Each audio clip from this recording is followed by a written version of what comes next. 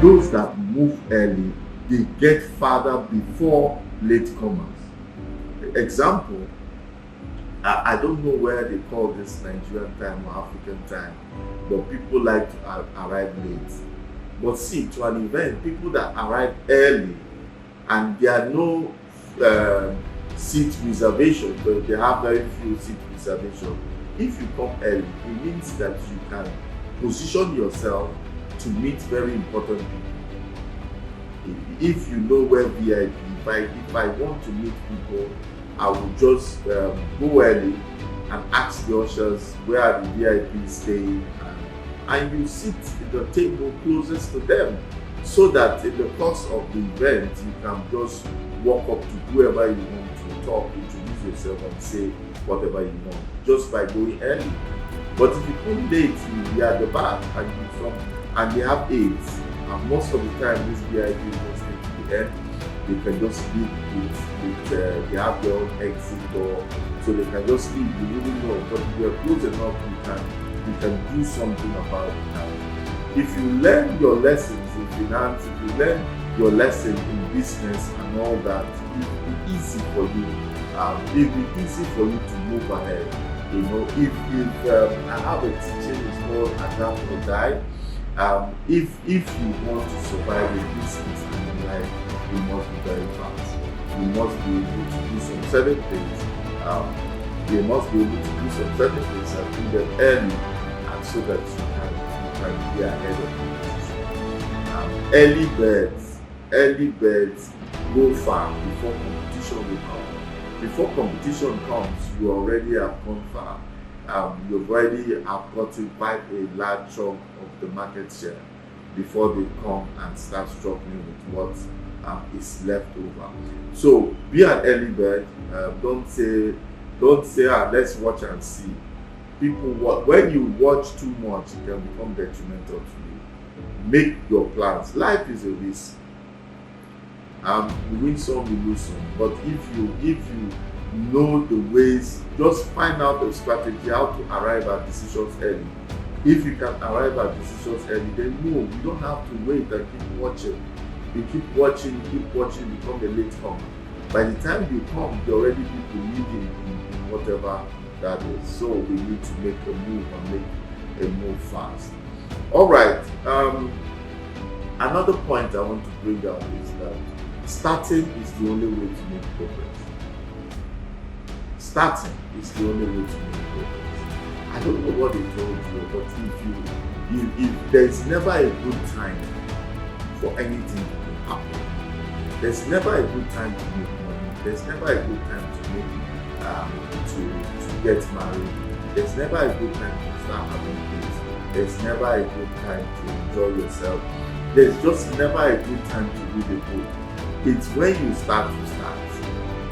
When you're looking for the wind to be favorable before you set sail, you know that you still remain in the harbor. You still remain in the harbor because you want to remain on all the signs. I don't see in anything in life that all the signs you say go and before you start. No, the people that succeed in life are the people that decided to move even when they didn't see clearly. Life is a risk, you know. And I know a young man that is just dating, looking, and say, this one is this one. For the past 5 years, he's always having seen one thing. Oh, this is this lady is this one is that. I said, you are going to keep doing this thing until you're 50 years old. Who is perfect? Why don't you just decide and just say, okay, then we take a risk. Life generally is a risk. We take risks, and sometimes those risks, most times those risks, they work out in our own favor. Okay, so starting is one of the life lessons that is what starting this year, what doing this year, or doing right now. Right now, you need to take action. No progress happens without you taking action. So stop complaining, and there is a strategy, there is a method to everything, And you don't need to know all the strategy I mentioned. You just need to know enough for you to start. And as you start, and as you're doing it, and growing in it, you are getting more lessons, getting more and more and more out of it. Progress automatically begins when you start. Don't be deceived. Progress starts when you start. Progress begins when you start. Getting 1% better each day is better than not getting anything started at all. If you want to be 100% and you take 1% every day, in the next 100 days you would have gotten 100%. Than waiting, I'm just waiting, and when this comes I will hit it, I will just have 90%, instead of, no. Go after what you want. You know the life that you want. Go after it. And I always tell people, the blessing is on the go. You receive the next wisdom, instruction, knowledge for the next level when you move. Some people want to get the strategy, the wisdom for level 1, 2, 3, 4, 5 before they move. But when you move, as you move, you get the wisdom and strategy for lesson 1. When you're done, you get the next for lesson 2, and like that. That is how it works. The blessing, the instructions, everything is on the go. The nudging, sometimes the Lord nudges you towards a certain direction. So all that nudging and all those things is pushing you and giving you strategy for the next level. So you need to make a move. You need to make a move. Okay, another point I want to bring out here, I keep saying, live in the present moment. People are not happy because they're not living in the present. People are struggling. People are struggling because they're not living in the present. A huge part of depression revolves around living in the present. Most people that are depressed are living in the present. I mean, it's experts in psychology said it's not even new. Because see how it works. The past will always bring about your past failures. And because He loves you, which is this past is written somewhere, is ingrained somewhere, is printed somewhere. And that place is called your subconscious mind, not your conscious mind. Your conscious mind is what you're using to listen to me and look at me right now. But your subconscious mind works whether you are asleep, whether you're awake. That's why sometimes you can just wake up with an idea, because your subconscious mind is working. It's working even while you sleep. Now, the conscious mind is like the captain of a ship that can see and can navigate. But the subconscious mind is like the chief engineer, is down below and he doesn't see, he just takes instruction. So what the conscious mind says and transmits down to the subconscious mind, the subconscious mind is the engineer that navigates and makes sure the ship goes according to where the captain says they need to go. So he makes it work. So we need to be careful what we think, say, or do in our conscious state. Because even when you make a mistake in your conscious state, your subconscious doesn't know what is wrong, what is right. It takes everything you feed it as true. The reason why you watch a horror movie, it's like you see people are scared. It's the same reason. The subconscious mind will keep bringing it up to you because it tells you that this thing is real. Some of us are afraid because we watched a movie and we are afraid that we are afraid that thing that happened in the movie is going to happen to us. How did you even remember? It's because it's there in your subconscious mind. So this subconscious mind is what happens to the past. So if you continue to feed it with negative stuff, you know what will happen? It will continue to bring these things to you. I always use this example. I have a friend that was robbed and attacked between 7 and 8 p.m. in the night. That was when he was a young man, just started working. This should be over 20 years. But anytime he's 7, he doesn't go out after 6 o'clock. He always makes sure he's very close. He lives very close to where he works. And he can't even leave his house to go to the mall just down the street. He can't for many years. Until we had to keep talking to him and to keep talking to him, until, that's another talk for another day. Because anytime 7, we get to 7, 8, what happens? The subconscious mind brings about what happened to me in the past. And that cripples him. It just cripples him. So he was affecting his quality of life. He had no nightlife, no social life. So I tell him, what if there's 100 million out there and you need to go get it by 9 p.m.? Is it that you won't go? He couldn't answer me. I said, well, if that kind of thing happens, call me to come and go and get it for you. And I'm sure you will not get that money. This is what the past is. I tell people that I decided one day to divorce my past or tear contract paper with my past, as we used to say it, because my past was not helping me. In the big to look, my past is like family. Sometimes family can be your biggest disadvantage when you want to do something. They are your biggest deterrent. They don't want you to fall into pain or anything. They love you and they just want you to remain where you are. They just love you to remain where you are. Many years ago, a lady, they said, let them go. A friend told her friend, 2 ladies, let's go and pray for her husband. She said she doesn't want to pray for her husband, that she knows her husband, once her husband becomes successful, that he will leave her.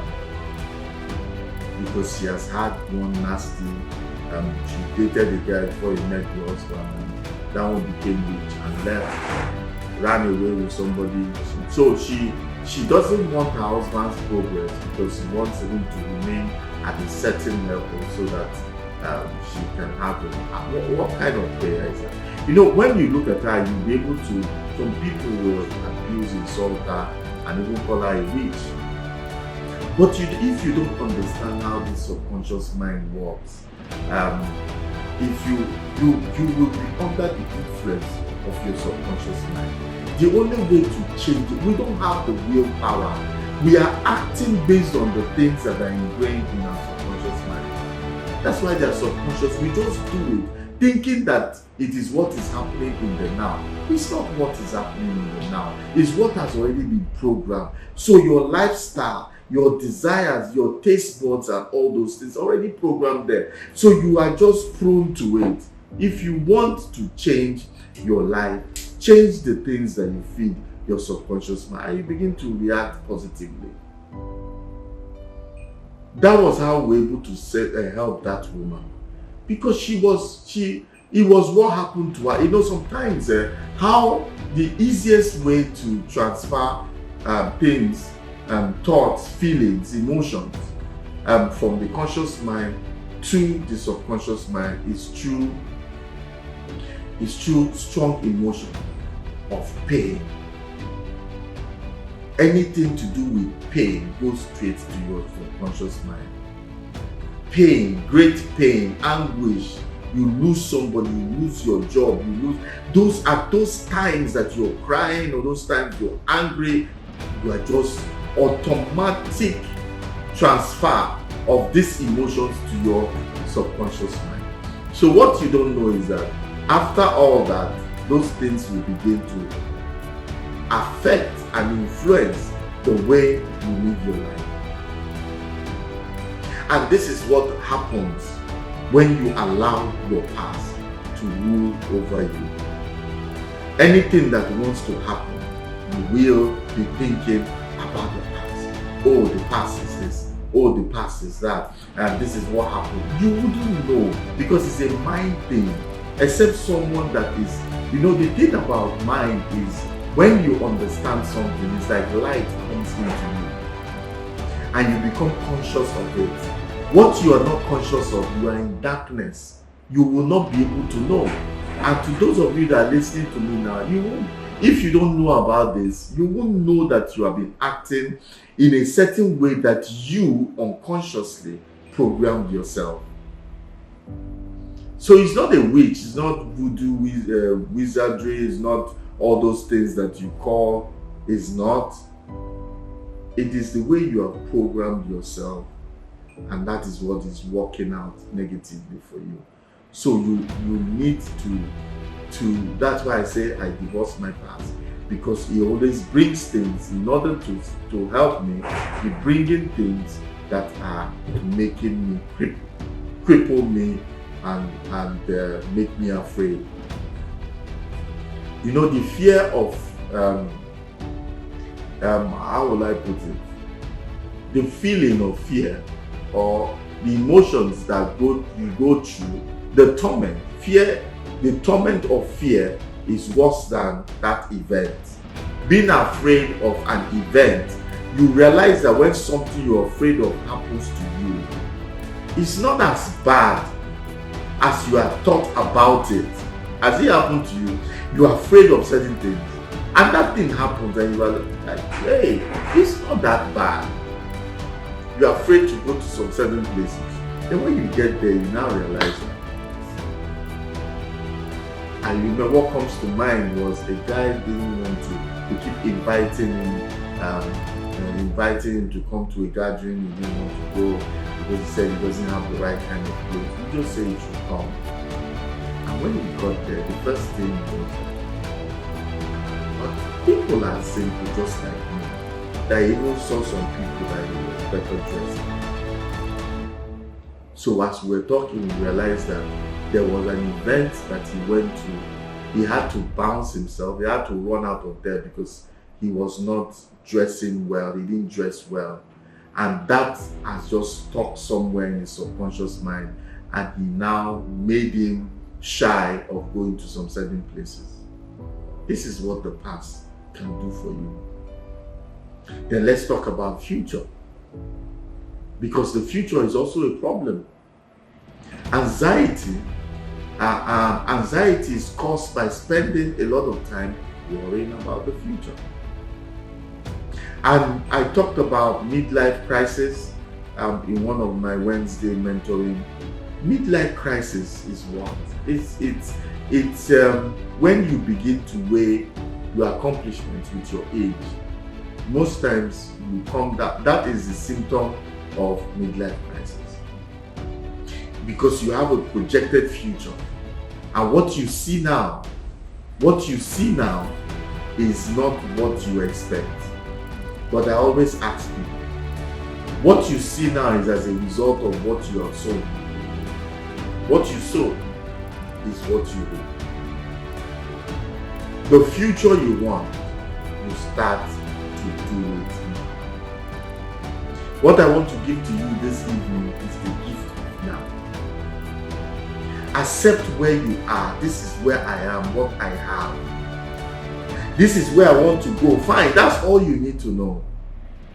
Then you begin to do now, because now is all you have. The things that you need to do to get you to where you want to be. I no longer think about the future. I know where I want to be in my old age. I know what I want. I know what I want for my kids. I know those things, but I no longer dwell on it. Because when you start dwelling on it and you start saying, look at me, I'm not even what happens to you is that you become depressed, anxiety, you'll be having palpitation because you look at me, I'm almost 50 and I don't have a house, I don't have this, I don't have that. Midlife crisis is setting. That's why I say concentrate on the now. Because for you to be successful in the future, you have to start taking care of now, building now. If you want to live in a castle, you start laying blocks for it now. It's not in the future the castle is just going to appear from nowhere. You start building now. And you see who gave you tomorrow, who promised you tomorrow, who promised you the future. Tomorrow is the future. Today is Monday. Tuesday is the future. And when we get to Tuesday, Tuesday is now. Tuesday becomes now. Okay, let's even say next week Monday is the future. So in 7 days time, we are there. We are there, and that's the future. In a year's time, we say, okay, in 1 year's time, we'll soon get there. We just said Happy New Year. Now we'll soon be saying Merry Christmas. Then we are in that future, and that future is now. So the future is just an illusion, it's a mirage. And if you keep looking towards it, you'll be depressed. You'll be depressed, and it will keep you in one place. It will keep you dealing with negativity that will stifle and keep your destiny in one place. So my gift to you this evening is live in the now. Okay. Another point I want to bring is be nice to people. Being nice to people pays. We're all different and unique, let me tell you. Nobody is better or smarter than the other. We are all different. Try not to be too bossy, because you are the boss now. Tomorrow, you are the boss now, but you have someone too that is your boss. Be nice to people, especially when you're climbing the ladder. When you're climbing the ladder, be nice to people, because you don't know, life is up and down, it goes up and down. And so sometimes we need to come down from that ladder. And so the people you stepped on their toes and on their head to get to where you want, what do you think they will be doing? They will remove the ladder and you're going to fall. Many years ago, a friend of mine gave me his own side of the story why he stopped being nasty to people. He had a cousin that became a commissioner in the state. He was in university. I think his first year in university. He had a cousin that became a commissioner in the state to the government. And so when he gets to the guy's office, he just walks through, outside. For those of us that understand Nigerian ministries, there's a big hall, and he has like 20 secretaries, PAs, all of them are out there. So you have to move from one place to the other. But because he's the commissioner's brother, he doesn't even talk to anybody. He doesn't even greet them. These are people that could be his, they are the age of his parents. He just comes, walks in. Life has a way of teaching us lessons. So one day, he came to collect money for his exams. He needed to pay some things for his exams. And so the cousin was like, I might not be in the office, go, and there's somebody that is going to give you the money. So he came, and obviously, he didn't know that the cousin was not going to be there. So he came as usual, and he just walked straight, walked into the office, and the cousin was not there. He knocked in the restroom because he was not there. He came out. As he came out from the room, everybody put their face down on their table. You don't greet them, and you don't greet them. So all of them, at that point in time, was your own time of need. All of them put their face. He said he was embarrassed. He was too ashamed to ask anybody. And unfortunately for him,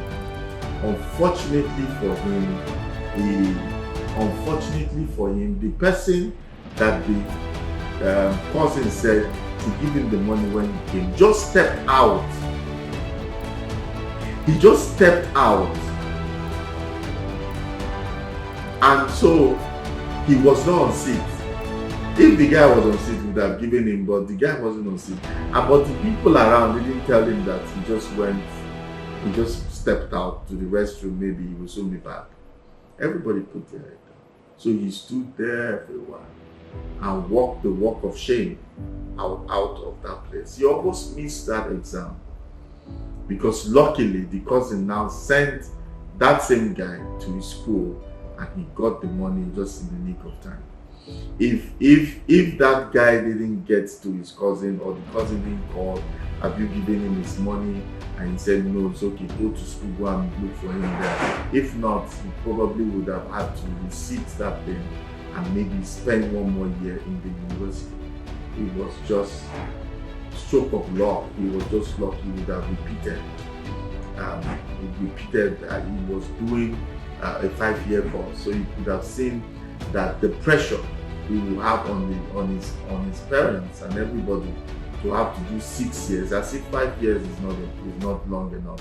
You now do 6 years and putting your family under pressure just because of not being nice to people. And when the time comes for them not to be nice to you, they will just be watching you. You see, one day you will need that kindness from other people, and you will get what you give. If you're always nasty, a day will come, you will get what you give.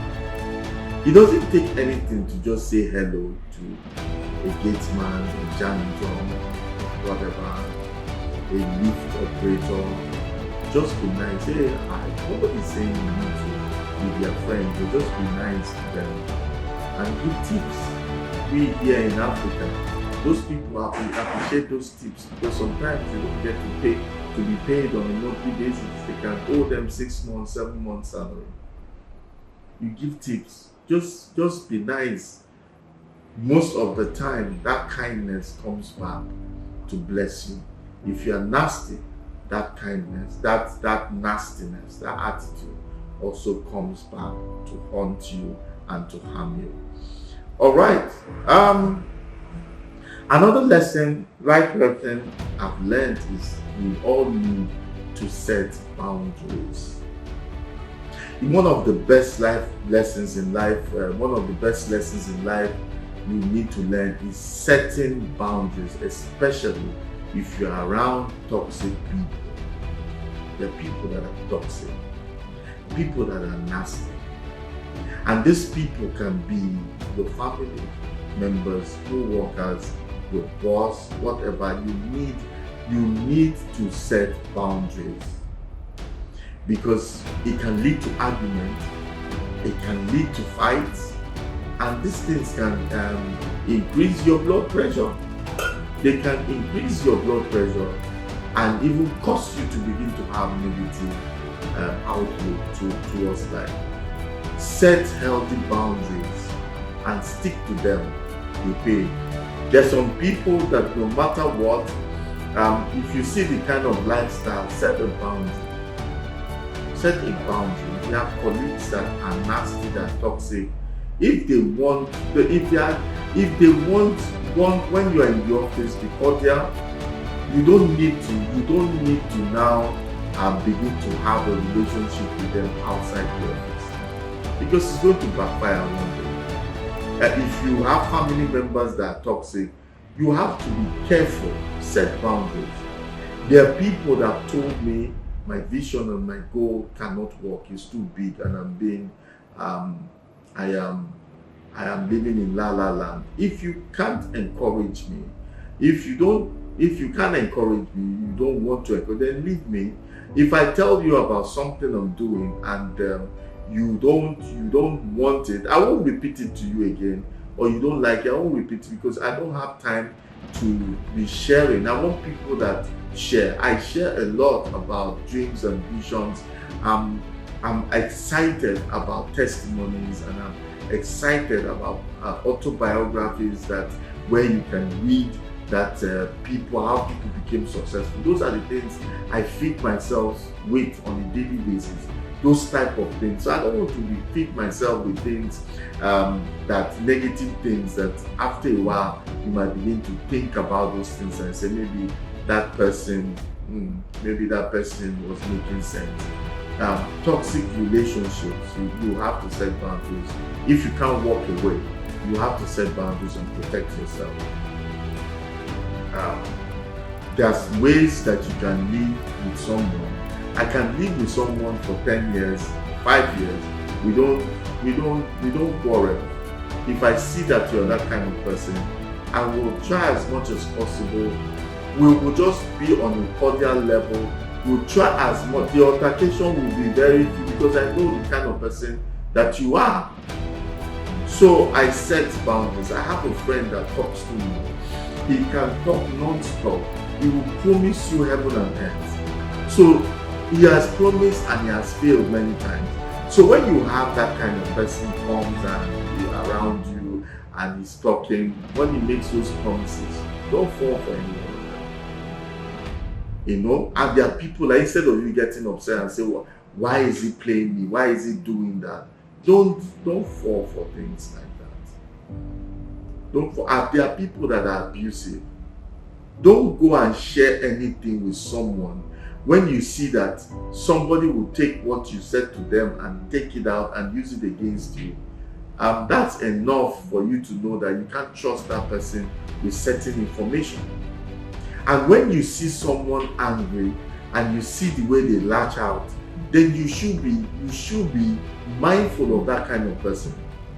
And not say, let us try. You should make sure. In fact, for me, having friends is in stages and in phases.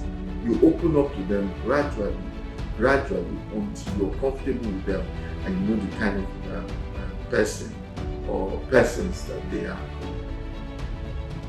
So set boundaries in life. If it's work, it is work. So certain people don't understand boundaries. And ladies understand it more than guys. We are colleagues, we laugh, we play, but there's a level of hug and putting your hands on my shoulder and all that. There has to be boundary. If you don't like it, you set that boundary. Because some people can go overboard, and begin to be suggestive in the things that they say or do, and you don't want to have that kind of relationship with them. You need to set. And also, you don't lead somebody on. Don't do things that will lead someone on, and don't allow people to also lead you on. I mean, it sets those boundaries with colleagues, with friends, with whoever. If they try to no, not this, you just tell them you don't want them to go more than this. They will get it. Nobody wants to be embarrassed. They will get it, and so that you can have your peace and have your time. Don't let people encroach into your time, into your space. When you're ready for friends, fine. For me, when the phone rings, there are certain hours of the day I won't pick the phone because it's a distraction. I won't even go near the phone because it's a distraction. There are times that this phone, that's why they put missed call so you can call them back. Don't mess around with serious work, with social. You don't bring in social life in everything. There's time for social life. There's time for serious work life. Don't mix both of them. Set boundaries. When it's time to play hard, work hard. Set your boundaries with people so they don't cross it, and they also know that these are your core values. These are the things that you believe in. And so somebody don't come and say things that you don't like around you. So if they say something about you, your faith, or what you take as important, then you have to caution them. For somebody to be your friend, they have to respect what you respect. If you can't respect what I respect, then you can't be my friend. Simple as that. So set boundaries and people will respond. When there are no boundaries, that's where people do whatever. But when you set boundaries, like a fence, a walled house, people will take permission before they come in. But if it's open, then people will do as they like. Okay, lastly for today, I want to talk about work-life balance. It's very key. Most people around the world, most people have this poor work-life balance. They spend most of their time working hard to increase their income, promotion, or they're afraid of losing their job. So they spend so much time at work and they start neglecting the home front, people that are important in their life. You need to take care of yourself, your family, your work. There has to be. Here we also ask for boundaries. You see, this thing called work, it doesn't end. It has no end. If you die as an MD, they will get another MD.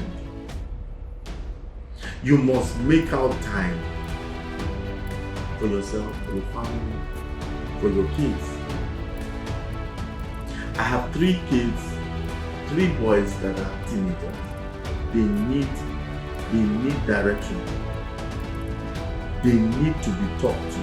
They need to understand. Because for me, parenting, especially for teenagers, is teenage is where they are making a transition from being boys to men. It's about that transition. So if you are not there when they make that transition, you're not able to guide them, they will make poor choices. So you need to be, as a father, you need to be there. Sometimes if I can't get home on time, I'll tell them to pick up my son and bring him to the office. My last son now, if I can't be at home early, I'll tell them, bring him, we'll go together, go home together. Just that one day can kill you, so that you can continue to impact and talk to them. I talk to them like adults, we discuss. And if I was not doing it, I won't be able to understand certain things about teenage life. Those children know some things that are weird. In the nick of a time, I think this was like 5 years ago, or 6 or 7, no, maybe 6 or 7 years ago. I was talking to my sons and I was telling them about sexual preferences. I was telling them about sexual behavior, and we got to the point of homosexuality, we got to the point of lesbians, and we talked about certain lifestyle. And I was surprised. One of my sons just said to me, if you want to be with a boy, be with a boy. You want to be with a girl, be with a girl. Is that not how it is? Everything inside of me wanted to scream, But I didn't do that because I know if I scream, he won't talk to me again. So what did I do? I guided him based on my own worldview, based on my experience, that this is it. And so today I heard him, now these days I hear him talking to his younger brother and they are discussing it. It's because I've set a certain kind of, I've brought understanding and light to that areas in their life. We talk about alcohol, we talk about sex, I tell them, girls get pregnant. Let them understand that they need to hear those things from you. So you set the foundation for them. Even if they make mistake in the future, they know that it was a mistake they made, but not that they did not know what to do. Because for me as a father, and I tell them, is that you will hear the truth from me and you will not hear it from outside. So you will not say they didn't tell you at home. you decided all by yourself to walk in a certain way. Because my greatest investment is my children. My greatest investments are my children. So what is the use of being highly successful and your kids are running around? When you come back home, you are sad. When you are outside in the office, you are highly recognized, you get all the accolades. When you come back home, you are sad. Because your children, they are your fruits. And by their fruits, you know them. So if your children don't turn out well, it's because you were not feeding them with the right, what do they call, fertilizer that will make them grow in a certain way. You fertilize their mind with things, the things that can make them stand and be in their life. Even those that are out of the house, you call them regularly, that touch must be there. Visit them. And the same thing applies to your spouse. There has to be a time. There has to be time. For me, in the mornings, between 6 to 8 to 9, between 6 to 8, when we are preparing to leave the house, it's husband and wife time. We catch up on things. I don't pick calls. I don't do anything about that at that time because it's a time. And when we come back home, I'm doing that dinner to a few. From the dinner time to maybe maybe like 2 hours after we come back, we need to have that husband and wife time again to catch up on things that have happened. Not that you will not pick calls, but it will be emergency calls. There has to be some ground rules of where you will listen to your partner and you will listen to your spouse within that time, and you people are sharing important information. Because if not, when you carry your phone, you can get lost in that your phone and you don't know that there's a partner there. You know, there are some people when they are with their partners, they are talking to their partners. Both of them are on the phone, but they are talking to themselves. You know, how does that work? You know, how does that work? They'll tell you, phone now, I'm hearing you, but they're not giving you full attention. In marriage, you need to have time to give full attention. And the same thing has to happen with your staff. If you are an entrepreneur, a business person, you also need to make out time to listen to your staff. You might have one or two suggestions that can turn around your business. Listen to people. Strike a balance. It's not about work. If you are successful and you have a failed marriage, yes, it happens. But there's a certain aspect of your life that will remain and appear to be a failure. People that have divorced now, a few of them I know, one actually told me is like solitary confinement. That for the first 3-4 years, he was always thinking, what should I have done here? Oh, simple sorry would have still kept me in this marriage. Oh, if I had done this, maybe we would not. And it goes through his mind every single day that we shouldn't even have been divorced. This is where the problem started. This is what we didn't do. And you don't need to go through that. You don't need to go through all that if you can make out time. You know? If you don't make out time for your spouse, that's where some of the problems begin to come. And they begin to have other ways of taking care of that need. And it could lead to infidelity. So we should try as much as possible to make sure we balance life. And what people don't think is important. Men just say, let me make the money, we will have a vacation of 1 week, 2 weeks. It doesn't fix it. At times, you guys have now become, you can be separated internally and still be together. You can be in a marriage and still be lonely. So you need to do things that will bring you guys together. And it's not when you have made it big. You can become successful, come back home, no wife, no kids, they're gone. How will you enjoy that money at the end of the day? What kind of success? I believe that jubilation, happiness, joy that comes from success is celebrating with family. And when there's no family to celebrate it, what is it? What is the news?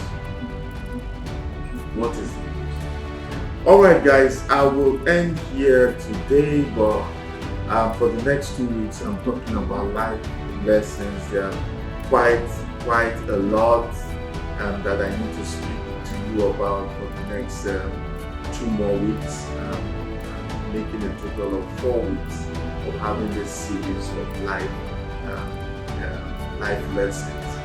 We need to learn these lessons, we need to know of these lessons even as we move forward. So I want to thank you guys for tuning in today. But before you go, let me just give you some information. This is our business and leadership forum, and for business people leaders. Marketplace also is the parent organization that pushes our